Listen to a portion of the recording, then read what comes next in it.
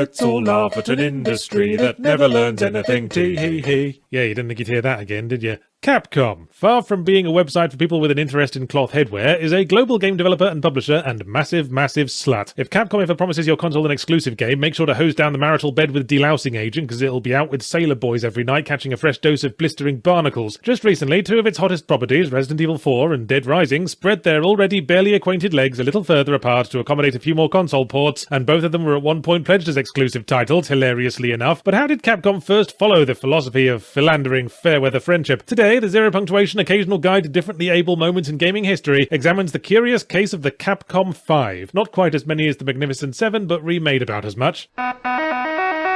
The year was the delightfully palindromic 2002, and in the days before Nintendo heard the siren call of motion controls and started naming their consoles after things little piggies have been known to do all the way home, their GameCube was struggling to find a decent market share. Nintendo's days of being king shit of all the lands of gaming had made them complacent and caused them to pick up a few bad habits, one of which had apparently been a tendency to use bathroom disinfectant as a drinks mixer. That being the only explanation I can think of for why the Nintendo 64 was a cartridge console when disc-based media was available. Developing for cartridge at that time was like an animation studio having to paint each frame onto the side of a frightened piglet, so third-party developers buggered off in droves to the eager arms of the PlayStation. That particular wake-up call led meanderingly to the GameCube, which had more powerful hardware than its competitors, the PS2 and Xbox, as well as a disk drive, although I guess there was still some of that bathroom disinfectant left over, because it only ran novelty tiny baby discs whose main benefit that I could see was that you could use them to convince someone that their hands had mysteriously doubled in size. As such, the GameCube was failing to lure developers back, and so Nintendo turned to its old comrade, Capcom, whose Mega Man games had made for such a profitable partnership before 256 Colors ruined everything. The relationship was already troubled since Capcom had jumped ship with everyone else to make Resident Evil for the PlayStation, but all seemed forgiven as Capcom announced in late 2002 5 new titles to revitalize the GameCube: PN03, Dead Phoenix, Beautiful Joe, Killer 7, and most notably the aforementioned Resident Evil 4, all to be overseen by proven director Shinji Mikami. Things were looking immediately rosier for Nintendo as a representative of Capcom USA claimed that these would all be exclusive to GameCube as he adjusted his Stetson and fired his revolvers into the air. But then the fiasco began as there were a few moments of angry muttering behind the curtains, and Capcom USA came back out to say there'd been a communication cock-up and only Resident Evil 4 was confirmed to be exclusive at that time. Now, us mighty spacemen of the future year 2016 can look back on that with a knowing smile, because at time of writing Resident Evil 4 has been ported to 11 different gaming platforms and at least one kitchen appliance, because it is, in academic terms, fucking sweet. I won't say Resident Evil 4 breathed new life into its franchise, because to even associate it with the other Resident Evils is like adding David Bowie to the lineup of S Club 7. The writing was as atrocious as ever, but with a self-aware B-movie edge that made all the difference. The completely retooled gameplay was a major influence on third-person shooters still to this day, and the graphics tech was practically next-gen, that is to say, mostly brown. It wasn't so much Resident Evil getting back on its feet as a landmark title in the entire history of the medium, which I do not say lightly, because I just ate an entire fruitcake. But the point is that it alone may well have saved the GameCube, if it had been an exclusive. But as we all know, that turned into a pretty big if. So here's a smaller if. Maybe everything would have still been lovely for Nintendo if Capcom had kept their mouths shut and hadn't announced the PS2 port 2 months before the GameCube release. Consequently, Resident Evil 4 sold 1.6 million on the GameCube and 2 million on the PS2. What should have been the laying down of a winning hand became the laying of a cruel fist upon the ghoulies. As for the rest of the Capcom 5, the funny thing was that it had no middle ground. They were all either great or great balls of shite. Beautiful Joe was a smart and sexy side-on cartoon brawler that reviewed well and sold perfectly satisfactorily, but Capcom did a PS2 port anyway, as far as I can tell, just to rub Nintendo's nose in it. Killer 7 was the game that put legendary auteur Suda51 on the map, but to call it slightly unconventional would be like calling a swift knee in the bollocks a slightly inappropriate response to a question at a presidential debate, and it was destined for cult stardom only, which is a nice way of saying reviewed well, sold like shit. And then you have the other side of the coin. One of the 5 was never even released. Dead Phoenix was supposed to be some Panzer Dragoon affair, but was cancelled in August 2003, which must have been an easy time to be a video game website headline writer. Dead Phoenix is dead. Bam! That deserves an early lunch. The final game was PN03, a third-person shooter about a lady who dressed like a MacBook trying to disguise itself as a kitchen appliance and constantly moved like she was busting for a piss. Critics and audiences panned it alike, and so naturally it was the only one of the 5 to remain a GameCube exclusive. Here's your consolation prize, Nintendo. It's a bag of lawn clippings and dead wasps. The end result of the Capcom 5 was that what should have been a boost for the GameCube turned into one broadcast after another that Capcom had zero faith in the console, and Nintendo wouldn't forget. In fact, rumour has it that the whole debacle is why there weren't any Capcom characters in Super Smash Bros. Brawl, and if it's true, then that's the most pathetic attempt at revenge I've ever heard of. It's like telling the bloke who murdered your family and stole all your money that you've expelled him from your best friend's treehouse club.